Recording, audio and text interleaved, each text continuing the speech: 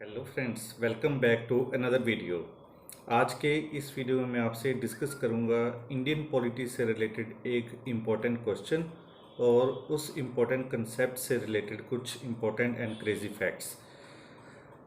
मेरा नाम है ललित, आप देख रहे हैं मेरा चैनल क्रेजी फैक्ट्स। अगर आपको ये वीडियो अच्छी लगे तो आप मेरे चैनल को सब्सक्राइब ज़रूर करना, इस वीडियो को लाइक और शेयर करना। विदाउट वेस्टिंग मच टाइम शुरू करते हैं आज की वीडियो। तो फ्रेंड्स, आज की वीडियो शुरू करते हैं। आप इस क्वेश्चन को देखिए।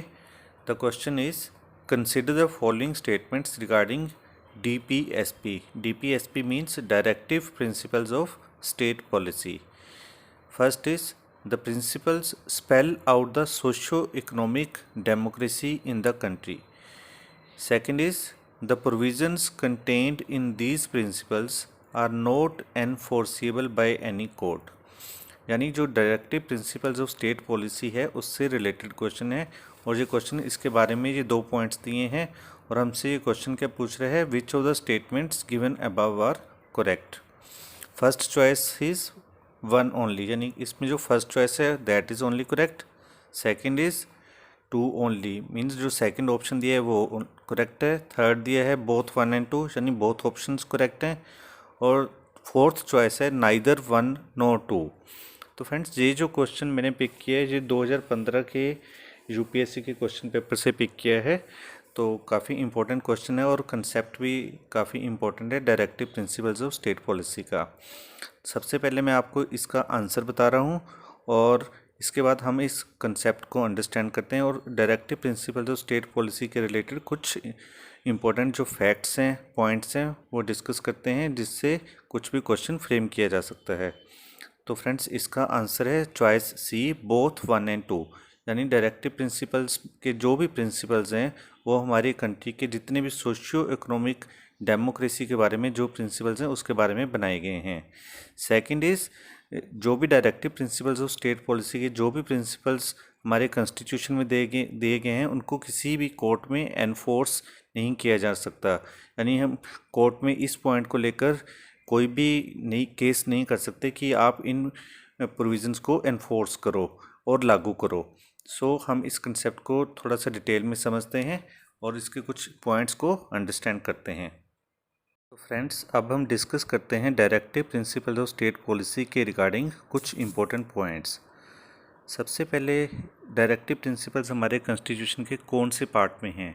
ये हैं पार्ट 4 ऑफ आवर कॉन्स्टिट्यूशन और आर्टिकल 36 to 51 जो है हमारे कॉन्स्टिट्यूशन के, वो डायरेक्टिव प्रिंसिपल्स को कवर करते हैं।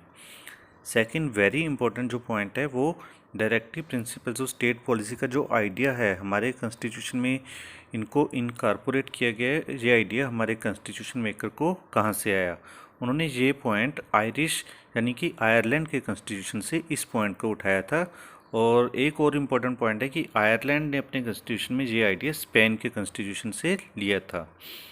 और हमारे जो कॉन्स्टिट्यूशन के डॉक्टर BR अम्बेडकर जिन्होंने हमारे कॉन्स्टिट्यूशन को फ्रेम करने में बहुत इम्पोर्टेंट रोल अदा किया था, उन्होंने इसे जो directive principles of state policy हैं उन्हें डिस्क्राइब किया था as the novel features of Indian constitution.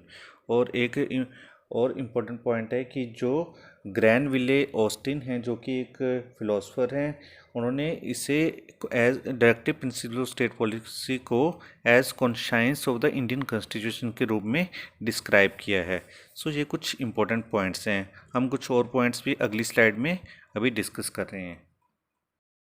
The directive principles they denote the ideals which the state should keep in mind while formulating the policies and enacting laws।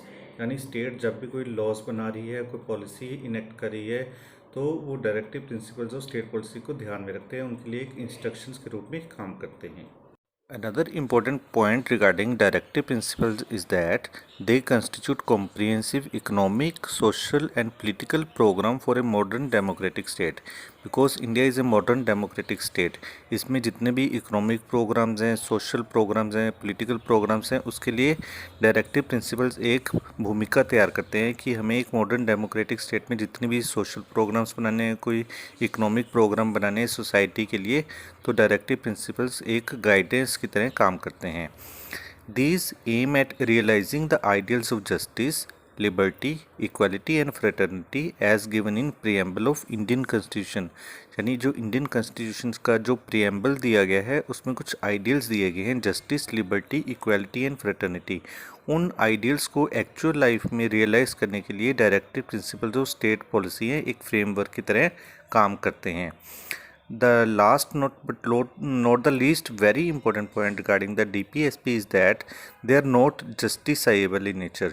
It means they are not enforceable by the courts for their violation। यानी courts के द्वारा इन principles को enforce नहीं किया जा सकता state government के ऊपर, सेंट्रल गवर्नमेंट के ऊपर और लोकल गवर्नमेंट के ऊपर। यानी हम कोर्ट्स में ये एनफोर्स नहीं कर सकते कि आप इन गवर्नमेंट्स, चाहे वो स्टेट गवर्नमेंट हो, चाहे सेंट्रल गवर्नमेंट हो, या लोकल गवर्नमेंट हो, कि वो इन प्रिंसिपल्स को एनफोर्स करे और लागू करने के लिए कुछ डायरेक्शंस दे। बल्कि ये प्रिंसिपल्स हैं, ये एक डायरेक्शन देते हैं स्टेट को, ताकि जो भी कानून बनाती हैं, कोई भी पॉलिसी फ्रेम करती हैं, उन तो इन प्रिंसिपल्स को फॉलो किया जाए। But they are not enforceable. ज़रूरी नहीं है कि इन स्टेट गवर्नमेंट या लोकल गवर्नमेंट जो सेंट्रल गवर्नमेंट इन प्रिंसिपल्स को फॉलो करे, but they should follow these principles. So friends, these were some of the important points regarding directive principles of state policy. मैं आपसे रिक्वेस्ट करूँगा कि आप इस टॉपिक को सबसे पहले जो इंडियन पॉलिटी की बुक है लक्ष्मीकांत की, उसमें से इस टॉपिक को पढ़ें जो कि चैप्टर 8 में दिया गया है, directive principles of state policy. और उसके बाद जब आप इस वीडियो को देखेंगे तो आपको कुछ पॉइंट्स बिल्कुल क्लियर हो जाएंगे। डायरेक्टिव प्रिंसिपल्स से रिलेटेड कुछ और क्वेश्चन भी मैं आपसे आने वाले टाइम में कुछ और वीडियोज़ में डिस्कस करूँगा। तो फ्रेंड्स, अगर आपको ये वीडियो अच्छी लगे तो मेरी इस वीडियो को लाइक करना, शेयर करना और मेरे चैनल को सब्सक्राइब जरूर करना। Thank you very much.